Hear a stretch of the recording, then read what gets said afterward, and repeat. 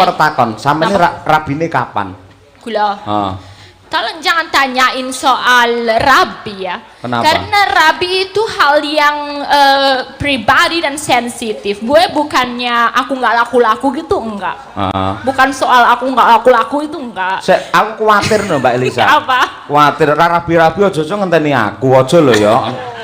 Ya mau masa aku sing nomor loro lah Pak. Waktu nek kula kalian Pak Cahyo dados sik nomor kali. Ampun nggih, aja Pak yo tak goleki sing bener-bener setya. Tresno tenan Tresno aku yo iso nganu nguripi. Wah, nguripi aku dalang kok ayo. Loh, yang jelas itu kalau udah disatukan oleh Tuhan itu nggak boleh dipisahkan oleh manusia.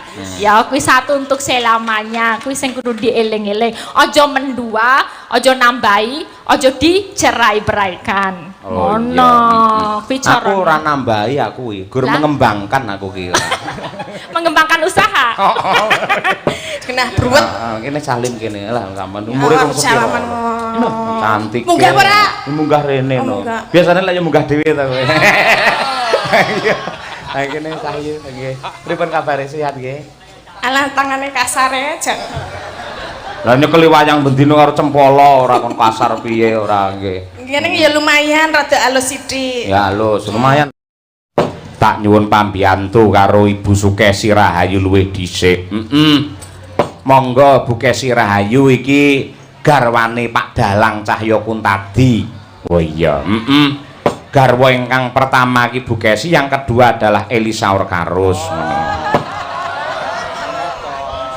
Urung-urung wis kaya ngono lambemu ora. Buyon, Nduk, buyon. Anggere gelem disampluk karo parut ya monggo. Ayo nggih.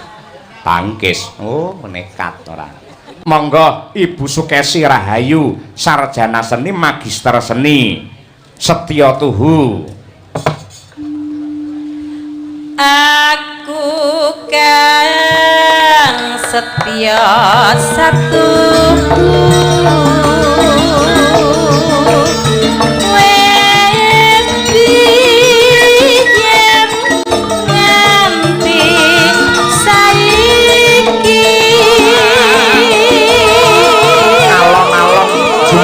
Bu Kesi berangkang sithik-sithik.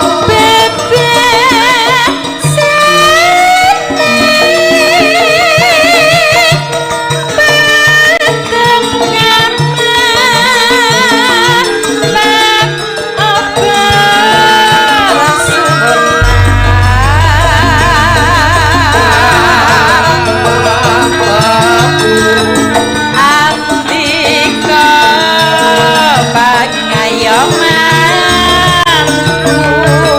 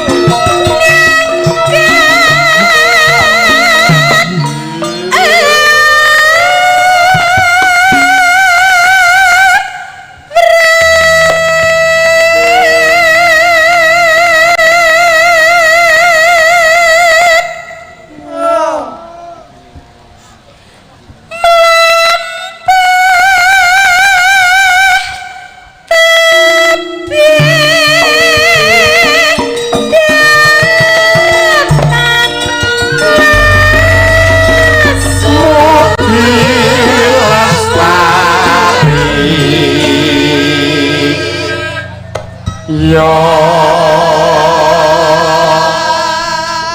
diselani sedhela Bu Kesi mangaturake donga panjurung marang mempelebar berdua becik Mas Dika karo Mbak Risti. Kira-kira pandungane jenengan pripun?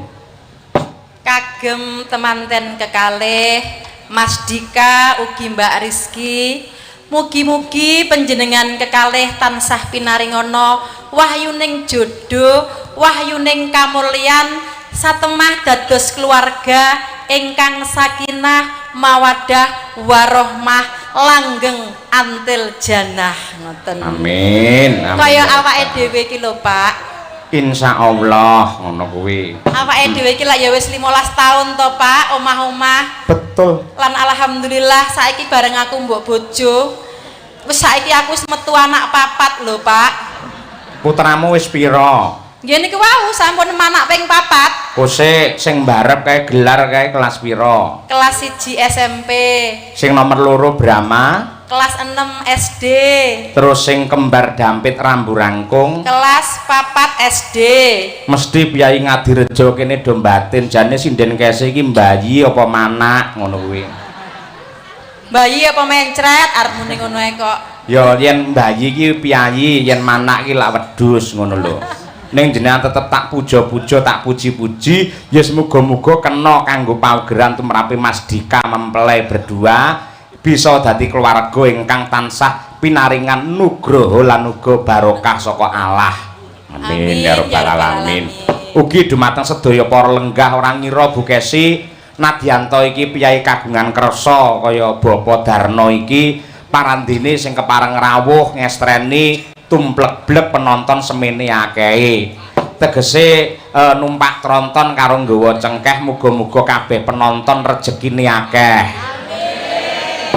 Sing mirsani pirang-pirang ning kene ya Mak. Ambak lagi pisanan ning Ngadirejo sing mirsani pirang-pirang, sing nonton pirang-pirang, sing nanggap arang-arang ngono kuwi. Aja kuwatir. Aja kuwatir. Sok tanggal selawe neng lapangan ngendi Pak?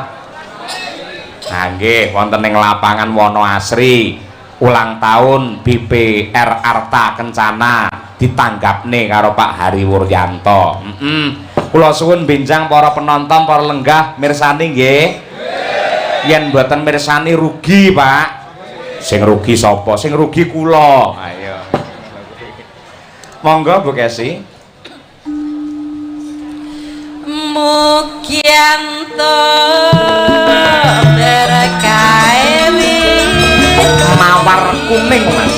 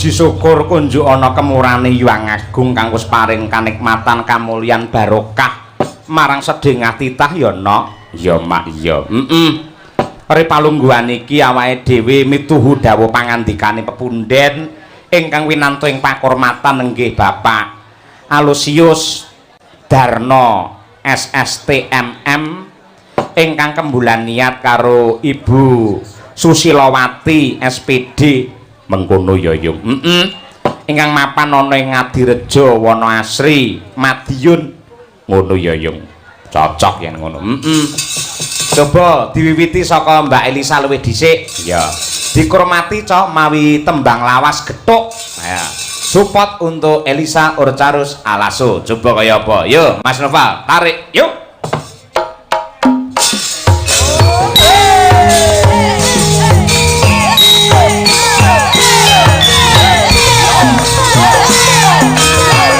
Elisa Orcarus Alaso bukan kaleng-kaleng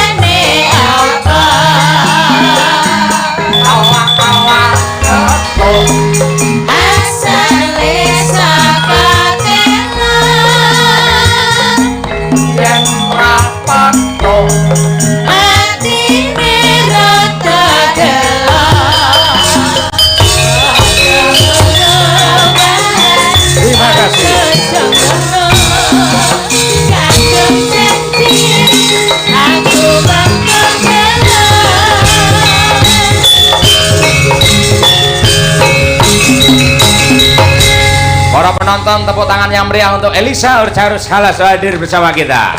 Kok aku kaya binatang sirkus toh? Kok kaya binatang sirkus? Kok iso sirkus? Ini adalah penghormatan. Para penonton, ya berikan tepuk tangan yang meriah untuk kaya gajah lagi munggah apa ngono apa munyok lagi ngopo ngono loh. Yang biasa aja gitu biasa. Rumah samu sampean munyok. Lah pancen sampe munyuk wedok aku lanange piye. Aku. Ya luar biasa matur sembah nuwun sampun dipun timbali wonten Ngadirojo Madiun.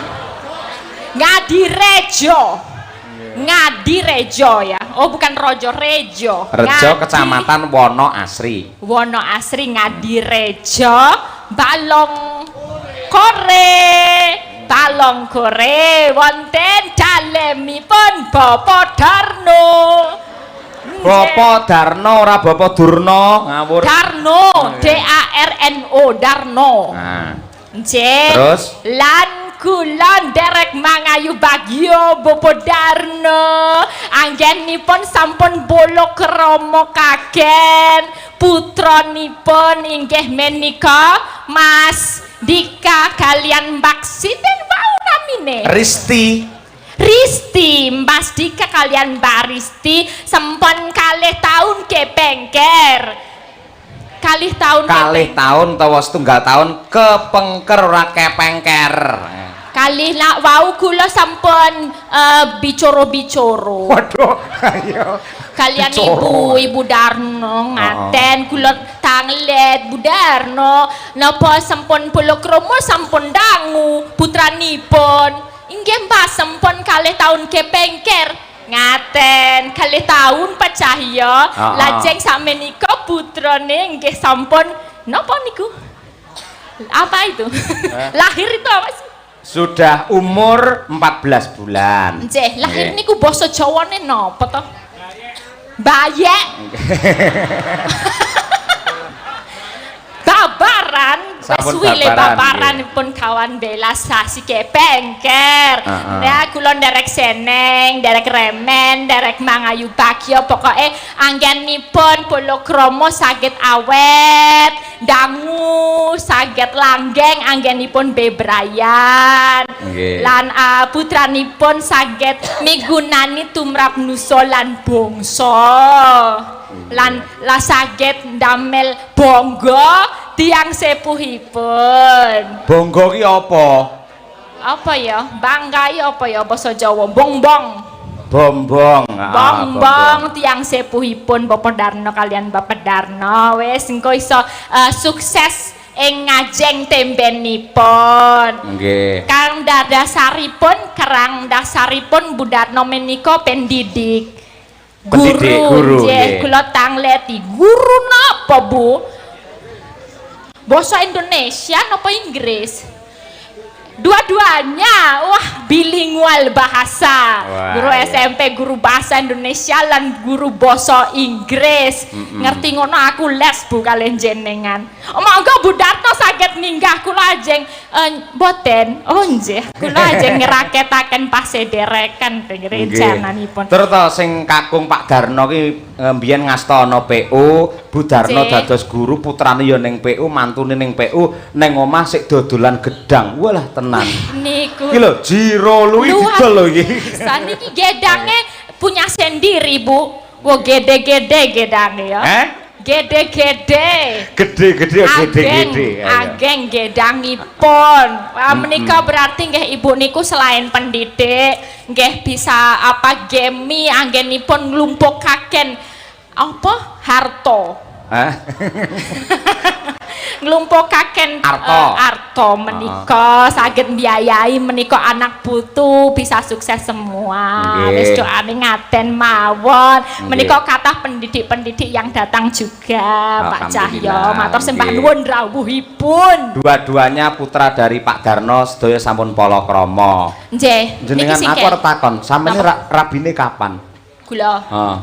Tolong jangan tanyain soal rabi ya. Kenapa? Karena rabi itu hal yang pribadi dan sensitif. Gue bukannya aku nggak laku-laku gitu enggak.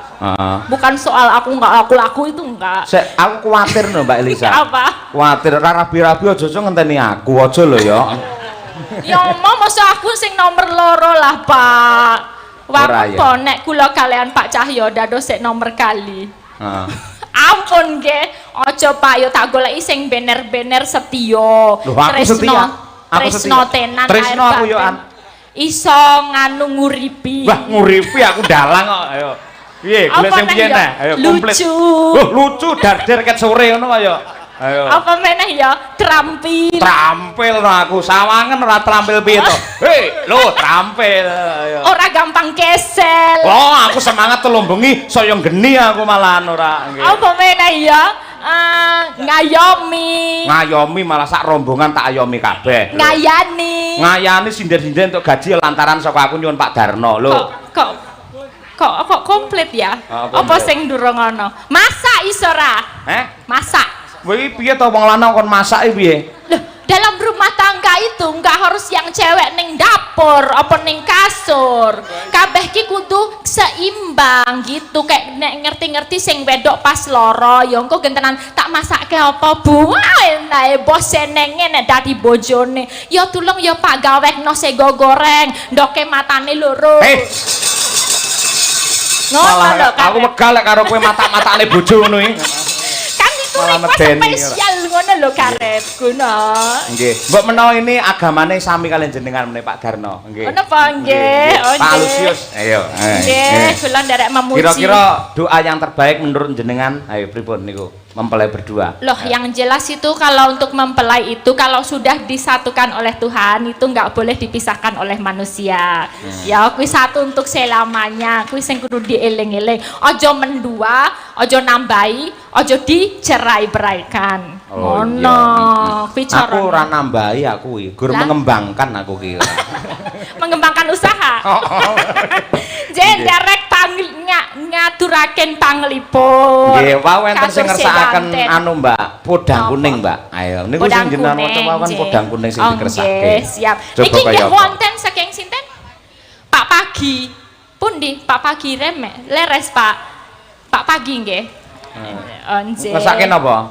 Podang kuning. Podang kuning. Oh nggih, sampun menika wonten saweranipun setunggal atus sewu. Yen sampean karo Mbak Tatin iki dadi bintang tamu pas. Sampean ki ratune podang kuning, Mbak Tatin iki loro kuning. Lah ya kuwi pas kuwi ngono kuwi. Wah, mripate plerok. Plerok. Upama Mbak Tatin dadi guru iki wangune guru apa ya? Hah? Guru olahraga, bener Pak. Itu guru yang baik nek dadi guru olahraga. Pamane engko nek murid-muridnya wayahe jam 6:30 kudu lari muter lapangan ping 3. Bu, aku kesel ya, aku tak jajan ya. Ya kan oleh jajano. Ah, wis jenise nek Mbak Tatin mesti baik kuwi. Baik apa kaya ngono kuwi ya. Dadi ora susut malah saya nambah ya. Heeh. Podang kuning Mbak Lisa ya. Iki tombo kangen suwi ora petuk karo jenengan Jian. Nggih, Pak. Kanca-kanca Madang Karai Mas Haji masih takon ae ora. Kapan Mbak Lisa? Kapan Mbak Lisa? Mas Haji. Iya. Nika saged kepanggih benjang nggih kepanggih wonten Jakarta. Oktober kalih panjenengan. Alhamdulillah. Nggih, terima kasih Mbak Elisa. Nggih. Monggo dipun bawani coba kaya apa? Podang kuninge. Nadyan wujud temong baksi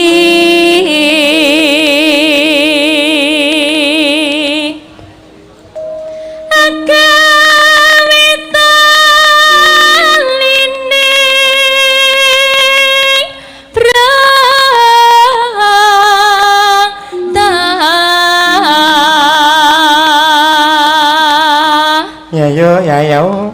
Alus manis neng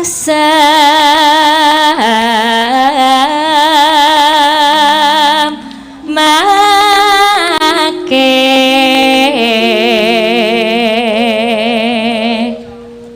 Nano rasa wenggan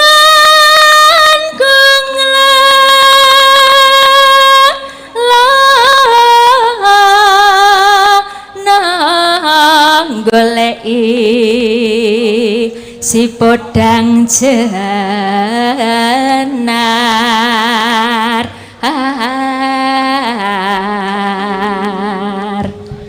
iba bunga hengatiku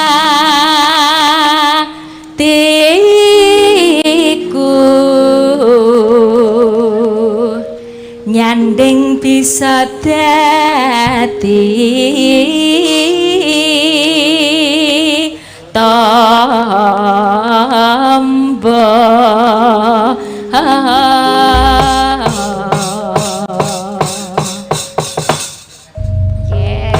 Oke, wilujeng Niskala sekena kita mbok kangen suarane Mbak Elisa. Wah, temenanan. Ya Mbak, dibacutke langsung dandut kemawon. Monggo Mas Noval. Yuk. Oh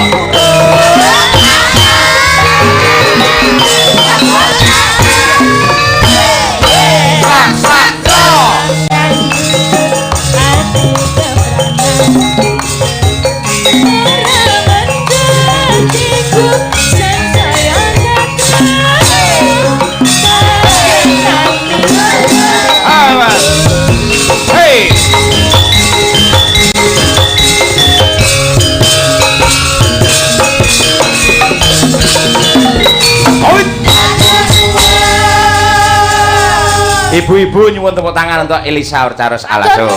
Matur nuwun, sembah nuwun. Wis pancen ya suarane apik, piyayine ayu, pinter, cerdas. Ayo sekolah ya dhuwur. Wah, tenan. Yo, saiki genti nanjake bintang tamu sing awake kaya kowe, Mbok. Ayo. Ayo ndang diglundungne rene drime yo. Ayo. Aku nggumun sinden liyane iki do sumeh-sumeh lho. Liyane mesem guyu sawangen.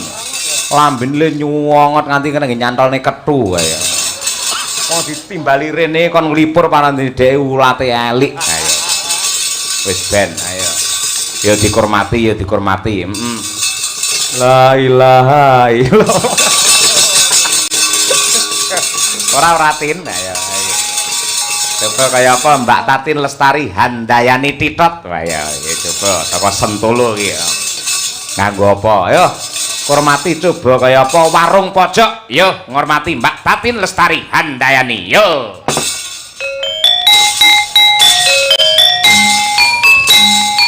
Oh.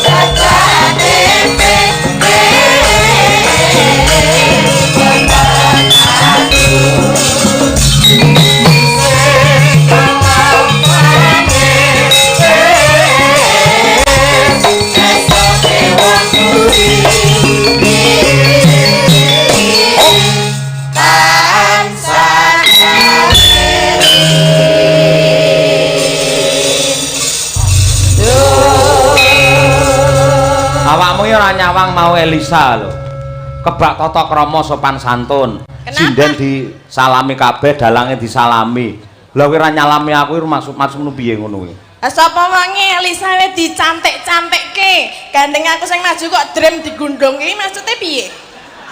Lah awakmu lemu apa ora? Ya lemu Mas, ya lemu rek ya ora ngemuni drem. Lah apa? Nangka blonyo. Nangka blonyo mengarep kok. Apa ke? Biasane kan nangka kuwi enak legi manis. Lah ya sik madhep ora ana guyu sik, mesem. Nek karo masyarakat ten mriki ora apa-apa guyang-guyu lah aku nek karo dalange wong ya ket mau nganu aku terus kok ya. Lho, sampean iki iso teko kene ditimbali. Oh sik to. Ditimbali karo Pak Darno. Iki uratku kena ketok iki. Ditimbali karo Pak Darno kuwi mergo lantarane aku. Lah upamane Pak Darno anu bintang tamu niku sinten mau Elisa Mas Ayo. Mboten sah. Mboten sah Elisa, mboten sah Tatin golek bintang tamu liyane. Sampe lek ora sida entuk rejeki nang kene to. Lah kudune matur nuwun karo aku. Lah nggih kula matur nuwun Pak Yoyo. Lha sing apik ngene. Matur nuwun Pak Dalang nggih, ngono kuwi. Lek ngene ngece. Tergantung kok ya. Jenengan ket mau ngelek-elek aku terus lho. Aku dandan ngene iki 2 jam kok nek tekan kene kok doneke tang. Nek limbuk apa meneh mau? Kowe ora ngerti. Nek iki ratune podang kuning nek aku lara kuning bareng mau. Lah kowe lara kuning apa ora? Ora. Lah ora ya aja nesu, nyatane ora kok ya ngono kuwi. Mula wonge aja gampang tersinggung. Lek gampang nesu kaya ngene nuwun sewu. Elisa ya awet enom kaya ngono, sik cantik kaya ngono. Sampeyan susu saya tuwek lek nesu terus ngono kuwi. Kula kandhani nggih Mas Dalang yang terhormat. Nah iya, hormat. Maksudnya kula niku tergantung mungsuhe. Nek mungsuhe iki apik, aku ya apik. Ngono ya? Aduh Tatin, ya ampun. Sugeng rawuh wonten ing Adireja mriki Mbak Tatin nggih. Pripun kabare ya ampun. Sakniki kok awake ya ampun, luar biasa. Jan kaya bulus. Aku tiwas guyang-guyu lho Mas. Bulus ki apa kleru? Bojomu jenenge sapa? Tulus. Lah ya lek kowe ndang bulus apa kleru ngono kuwi? Lah ya Bu Tatin apa Bu Tulus ora bulus. Kose to kuwi aja kae lho jenenge iki jenenge Bu Kesi ya. Iki lak bojone Pak Cahyo. Berarti kan iki bojone Bu Cahya utawa Bu ya ngono kuwi wis kenek ngono kuwi ora perlu sampean memprotes seperti itu Kesi jenengan donekke buaya lho buaya kupingmu brosok kuwi ora buaya buaya ora lha mau ketek lah ya nek ya sing penak aku kan kene salim kene ora suwi ra petuk bareng salaman kene coba kaya apa Cahayu ayu banget kowe disawang kok sedotan ayo ngene sedotan wis sing ana cendole to dadi kena bruwet kene salim kene lah sampean umure wong sepiro cantik munggah ora munggah rene no biasane lek ya munggah dhewe to kowe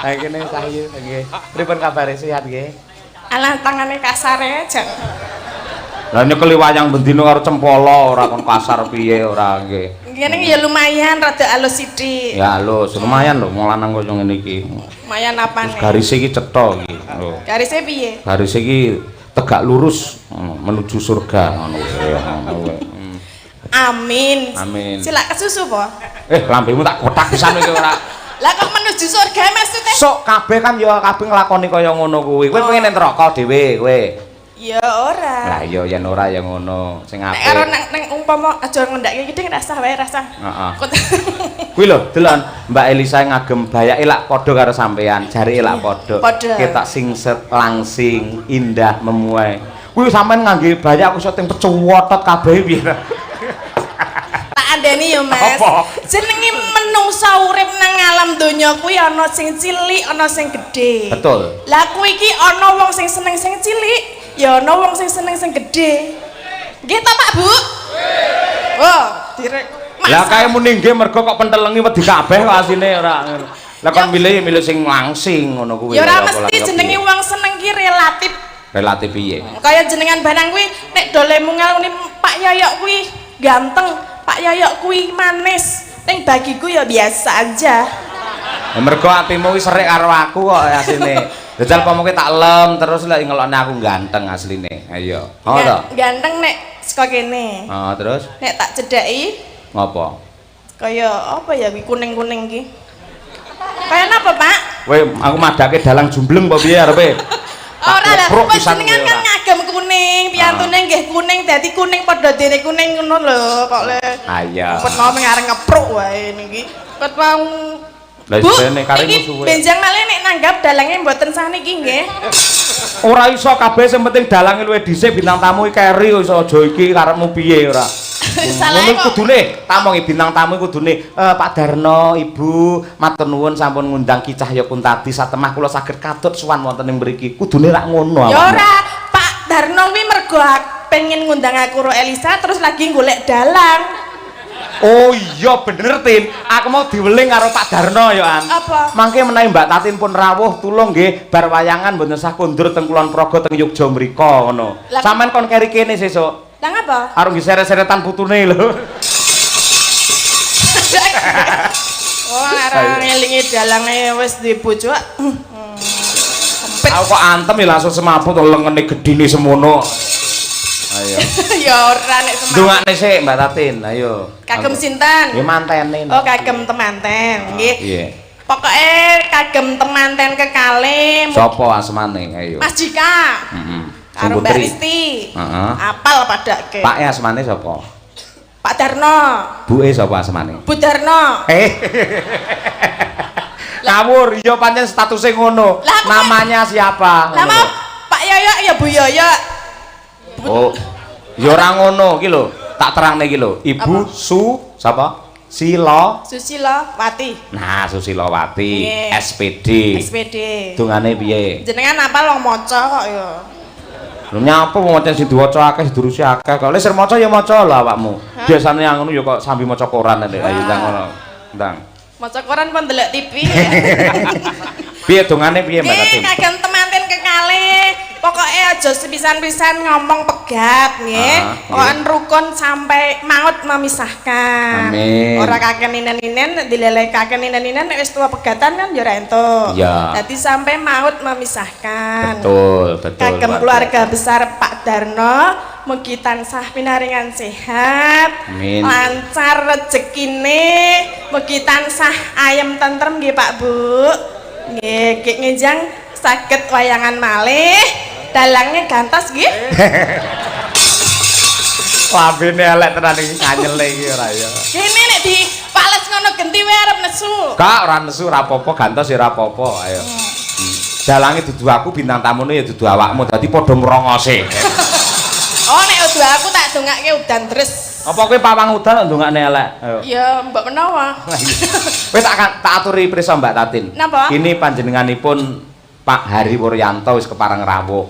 Nah, Oh, nggih. ini juga saudara akrab sekali dengan Bapak Darno Nggih. yang insya Allah akan mampu membawa Kabupaten Madiun semakin indah dan juga harmonis. Nggih, luar biasa. Aturana rawuh rene. Ayo, coba kaya apa? Nembang karo sampean. Apa? Pak Hariwur, Kon piye? diaturi munggah panggung. No. Oh nggih. Monggo Pak Hari. Oh nggih. Monggo monggo Pak Hari, monggo mriki kula entosi masyarakat pun ngenteni Pak Hari Wur surat mriki Pak.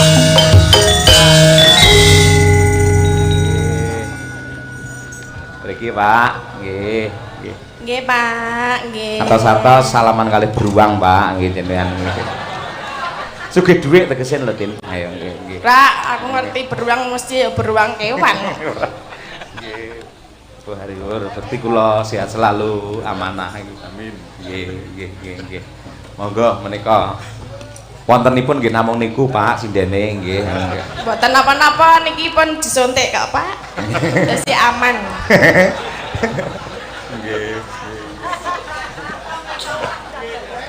Panjenengan ora ngerti Mbak Tatin aja sembrono. Pripun? Beliau Pak Hariwur adalah Bupati Kabupaten Madiun insyaallah. Oh nggih, amin. Nggih. Monggo Pak. Bismillahirrahmanirrahim. Assalamualaikum warahmatullahi wabarakatuh. Waalaikumsalam. Sugeng dalu wabil khusus panjenenganipun Pak Darno ingkang kagungan kersa, mugi-mugi anggenipun kagungan kersa tansah rahayu wilujeng kalis ing sambikala. Amin. Yes. Temantenipun tetap buyut rukun, sakinah, mawaddah warahmah. Amin. Alhamdulillah sampun dipun paringi momongan. Leres Bapak. Alhamdulillah. Niki namung derek mangayu bagya, mugi-mugi masyarakat khususipun Ngadirejo tetap guyub rukun ngaten nggih. Amin. Niki amargi kersanipun napa niku Nggih. ayem tentrem emut masa perjuangan ngendikanipun Mas Yoyo. Leres, kelingan dek zaman berjuang. Caping gunung Mbak Tatin, nggih. Oh nggih. Menika sing nembang panjenengan Pak. Nggih Bu Tatin. Bu Tatin jenengan kok malah arep merintah wong piye to Tin? Aku ki takon. Ora nggih. Angel men. Sing ati-ati cedhak karo pejabat barang kok ya. Aman nggih Pak nggih. Aman. Jenengan tak nggih mboten napa-napa ta kula cedhaki ngenten. Mboten. Mboten. Kok gumujeng ta Pak? Lah terus pripun mosok nesu? Mboten sandredeg to. Biasa mawon. Alhamdulillah. Ora Biasa ngerti to. niki, nggih. Pak Hariwur ki PSHT lho. Tak silat. Boleh aneh-aneh di T kok ayo. Di apa? Di T. Lah ra apa-apa kan jenengku Tatin. Wah. Sama-sama Oh, ya. T jadi Titat jodoh. ya, titat ya. Ah, bener kowe. Awakmu lek cedhak karo Kyai Kakung terus sugih kok malah cerdas men Tin. Hah? Ya, Cerdas. kandhane aku delok-delok mung suwe kok ya. Ya sampean sing bawa pangkur sik. Oh nggih. Kula Pak sing Nggih. bawa. Monggo. Kok kaya gila to Pak? Kok nek ngemati gur setitik melerok tok. Ya Tin. Saiki kok ana laler nanti-nanti to iki. Mula kowe adusa ora. Sinden ra tau adus ora. Saing dene iki lalere kok ya. Aku kan manis dadi dikroyok laler. Ah iya, kencing manis. Wah, pancene dalang. Ya Tin. Iya, oh ya yo ya yo. Sarep mangap iki lho. Sawane aku. Kok malah guyu? Lah ya ora. Sinden kok mangap lah. Loh, nek arep nembang mengutarakan tembang rak ya mangan. Pas mau lek nek laler to. Hah? Kowe mangap nyemplung akhire ayo. Untung. Panjenengan niku HP-ne kok muni, Pak. Kula wonten mriki kok, Pak, mboten sampeyan mirsani HP, nggih. Langsung mawon iki. Oh, nggih. Apa disake mawon nggih. Ayo tim jonane tak kuwetak tenan kowe. Ora lah nganu Pak anu kuwi lihat YouTube panjenengan. Oh iya. Iki kan disiarke wonten streaming to. Nggih, mriksani wonten HP lah wong wonten ngarepe enten wis ceromakno ngenten kok. Pak. Ngapunten Pak, ampun cedak-cedak wae apa dirubung laler niku. Yo tim. Kok aku mau pas dhewe iki jane ora dirubung laler lho. Ayo. Ya. Saben bengi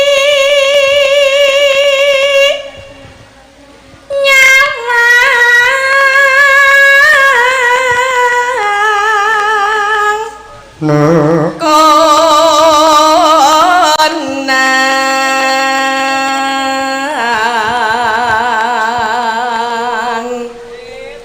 jengleng mboten Pak? Sekecane dipun jenggleng nih mawon. Oh nggih. Nggih. Tujune kok tatin ngelekke lho nggih. Ya kula jenggleng bar niki, Pak. Yen memajang among karo janar kuning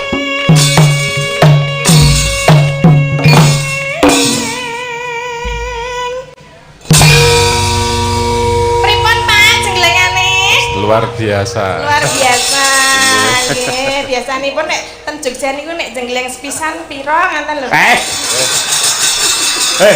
Mbak Tatin ini ora ngerti. Piyayi iki main dit ning wayang. Wingi PSHT ya keparing-paring dawuh aku. Sok tanggal 20 ulang tahun Arta Kencana ki ya wayangan ning lapangan Onasri. Yo kaya ngono kuwi. Anu dalenge jenengan? Yo jelas. Bintang tamune sapa? Bintang tamune sesuk ki Mas Kritik karo Kluthuk. Kula selo lho, Pak. Nggih. Nggih. Nggih, Pak. Siap. Pak Hari ampun ajre lho Pak, nugur kaya ngono ae wedi lho. Ayo. Nggih pun santai mawon dianggep kaya nek anu napa ning kono ya suami istri napa pripun? Hei. Asa di panggung nang tanggung ngono lho, ora tenanan. Ya baca nanti. Nggih. Kembang wae watan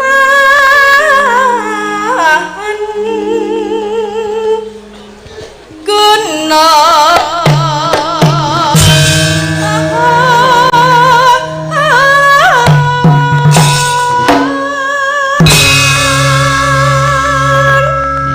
Lek Tatin ini ketanggor piyayi kaya Pak Hariwur ngono iki dheke mati kutu.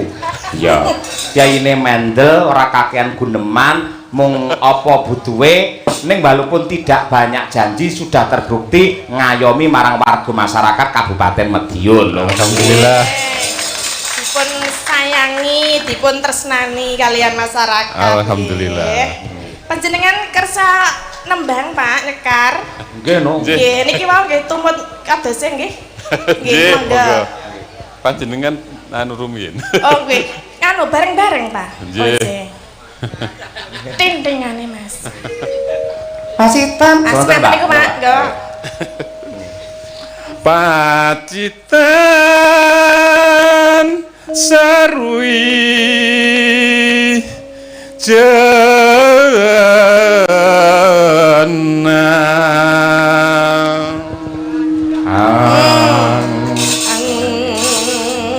Aku sing benake nggih. Sing atase Bapak calon bupati kok wedine karo Tatin. Biasanya nembang jenengan sae lho Pak. Biasanya apik enek Tatin kok dan Ketoke terlalu cedak kula tak ten mriki Pak. Panjenengan mriku dadine mengke men mboten grogi ngeten nggih. pripun Bapak? Anu. Mriki ne horeg niku bingung lho. Lho gedine semene kok pancen wah ngenyek awakmu Din. Mboten kula niki lho. Pripun Pak? Kula niki keberatan niki. Oh, Wong kula kok udu aku. Nah dalange iki arep mancing-mancing. Panas udan ngoten Pak Ariwur. Panas Panas udan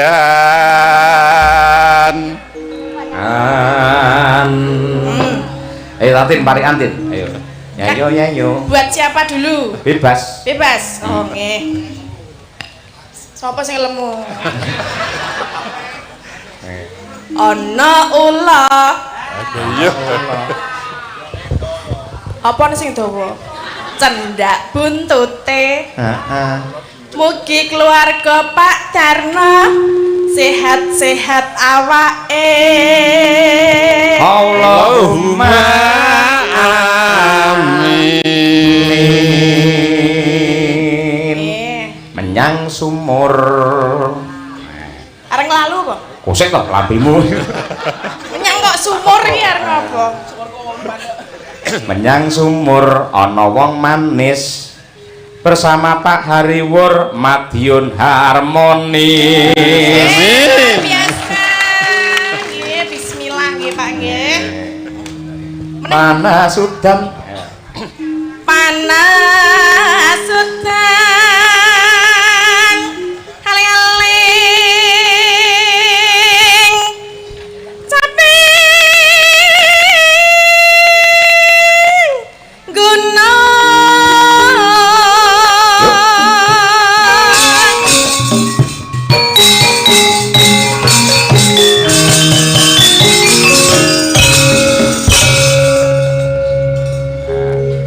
nadyan Nadyan wadon sarata swara suling nyetan kali mulung masuk langgam kaping gunung sesarengan kalian Bapak Hariwur.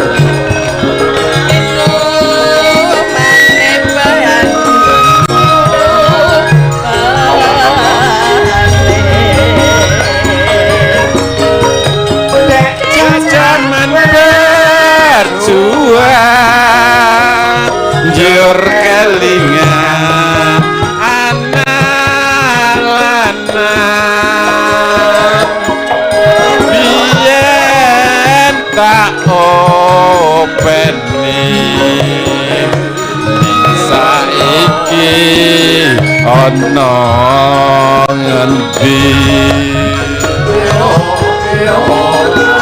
jarene wis menang keturutan sing digadang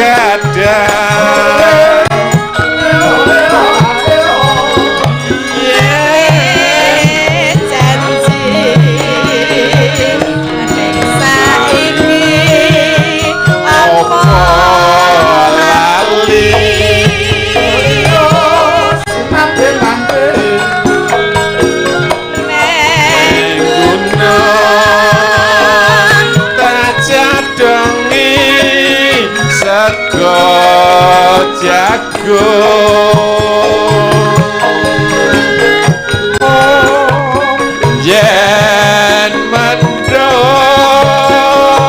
tak silihi caping gunung syukur bisa nyawa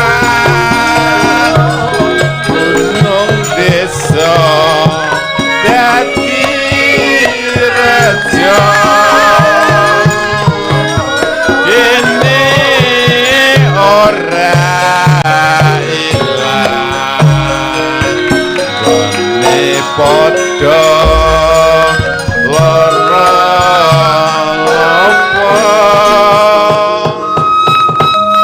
Para lenggah nyuwun tepuk tangan untuk Bapak Hariwur Yanto. Luar biasa piyai budaya ngayomi seni lan warga masyarakat nggih.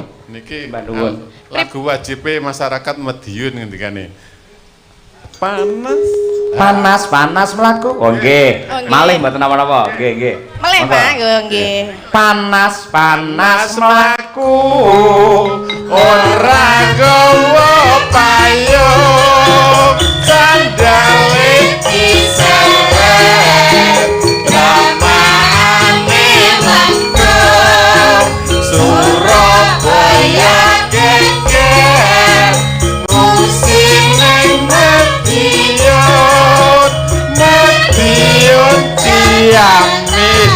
janji rukun tetep harmoni. Madiun Ciamis.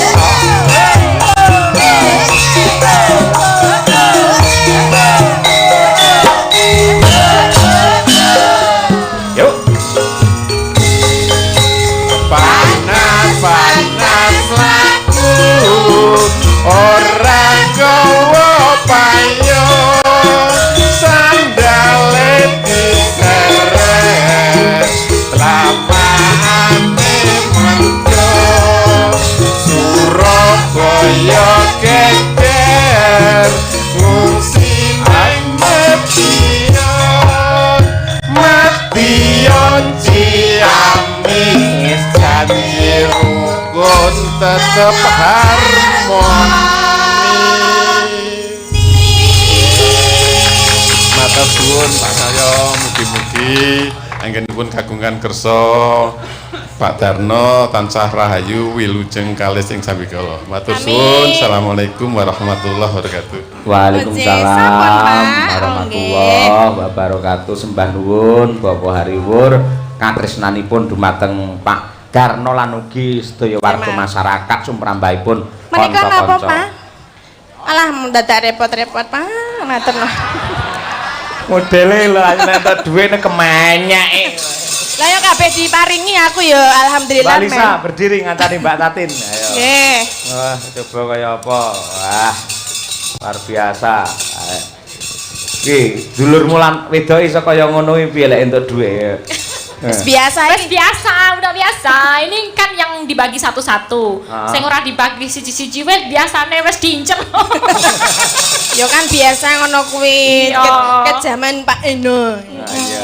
Jan gemi kok. Neng iki ya biasane ya tetep jaluk neng anu wakil aku ngono lho. Jane ya didum ya. Didom. Ayo. Ayo ngaku ora. Ya didom ning carane perbandingane cara 100 sih kowe sing 7 aku sing 3. Lah aku sing jaluk kok. Lah. Bareng ngomong ngono Aku malah piye? mekrok to malian. Bareng ngomongnya dhuwit mekrok deh lah. Ya ngono kuwi. Oh ya aku ya ngerti kowe mbiyen ngajari aku piye srepek playon ngono ning jajarku. Dadi ya ora apa-apa kowe sing akeh ora ora masalah. Ya ngono kuwi jenenge kanca iki. Pasok aku pasok. Nang saiki Mbak Elisa dhewe ya sugih to akhire. Sapa? Sugih apa ora? Sinten kula? Kuwi lho, Mbak Tatin. Mbak Tatin. Oh, tukang ngemploki saweran ngene lho. Ya sugih Kok kok. ngemploki? Maksudnya piye ngemploki? Ora paribasan lagi mau Elisa sing ngomong kok. Kowe menteleng karo aku nyapa? Lah kok- Elisa ki omong ki untuk 3, kowe untuk 7 kaya ngono kuwi lho. Berarti ngemplok nek kanca-kancamu kuwi berarti ngono kuwi. Ya ora, jan jenise ngono kuwi mbiyen. Nek Iya. sapa sing maju kuwi jatahe sing luwih akeh. Nah, itu sakjane adil itu tidak berarti sama. rungokno. Orang berarti seket-seket. Rungokke. Makanya sing maju sing nyambut gawe Mbak Tatin yo aku sadar diri kowe sing 7 aku sing 3, Mbak. Ngono. Rungokno. Wah, beda karo Madangkara lek ngono kuwi. Apa? Madangkara pamane Umi maju ya. Heeh. Entuk kaya ngono kuwi. Ora mung didum karo ibu-ibu waranggono, pengrawit kabeh didumi, peniti didumi, Komplit ya, tukang son didumi, streaming tanpa adanya YouTube nggak mungkin seorang Tatin bisa kondang sampai Madiun ngene iki. Oh, lho, Mbak. Kuwi kapan toh? Kapan? Tiap hari ngono kuwi. Sapa Sindian Madangkara? Madangkara. Anak aku tuh Sindian Madangkara kok.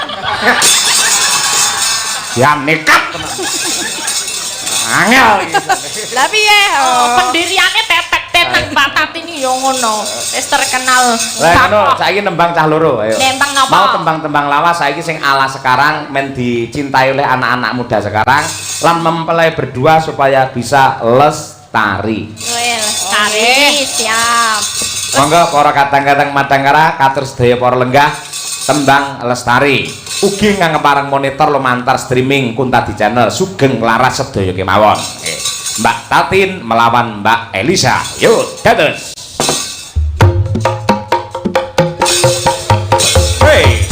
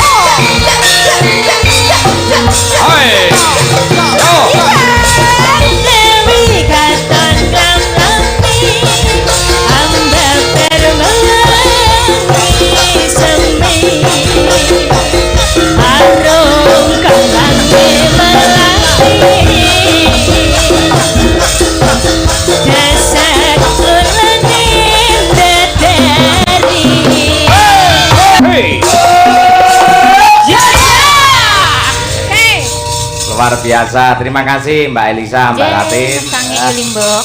Luar biasa, elok temenanan.